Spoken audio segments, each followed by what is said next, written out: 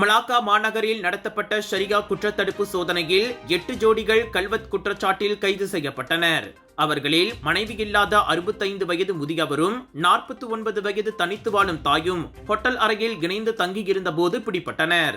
அம்முதியவர் Johor சிகாமாட்டில் இருந்து தனது காதலியை சந்திக்க மலாக்காவுக்கு வந்ததாக கல்வி, உயர்கல்வி, இஸ்லாமிய சமயத்துறை உள்ளிட்ட துறைகளுக்கான மாநில ஆட்சிக்குழு உறுப்பினர் டத்தோ ரஹ்மான் மரிமான் தெரிவித்தார். காதலியின் நோய்வாய்ப்பட்ட தாயாரை பார்ப்பதற்காக மலாக்காவுக்கு வந்ததாகவும் பின்னர் தேசிய தின வான வேடிக்கைகளை பார்க்க சென்றதாகவும் அம்முதியவர் விசாரணையில் கூறினார்.